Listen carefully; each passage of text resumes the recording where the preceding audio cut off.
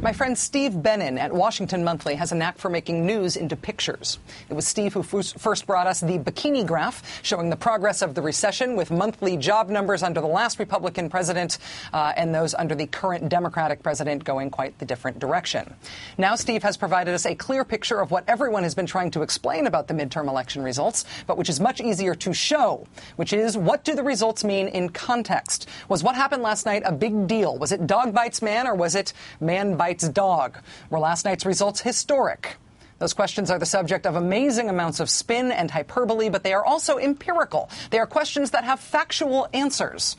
Here's historically what's happened in midterm elections since we've had roughly the Congress we've got with roughly the parties we've got. The color of the bar represents the party of the president. And as you can see, almost all the bars go down. Midterms basically always go against the president's party. When the president's running, people vote for him and his party. Then in the next election, they swing back and vote against that party in the midterms, almost always.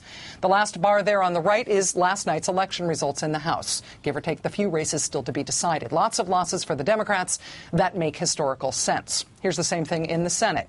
Again, almost all the bars go down. The president's party almost always loses seats in the midterm elections. Losses there for the Democrats as well last night, but losses that make historical sense. And frankly, that weren't as bad as they could have been, given that we're just coming out of the worst economic catastrophe since the Great Depression. Everyone today is trying to find the biggest possible adjective to describe the Republican win in one House of Congress last night. And they did, in fact, win one House of Congress last night, and congratulations to them.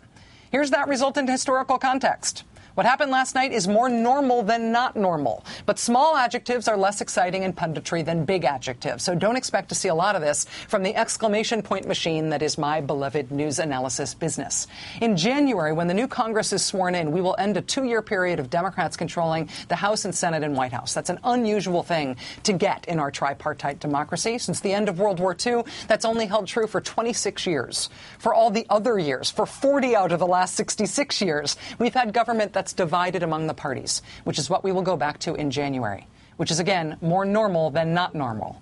Hard to put an exclamation point on that, I know. Hard to be honest about it and put an exclamation point on it. But expect the Beltway media to do it anyway, okay? Okay.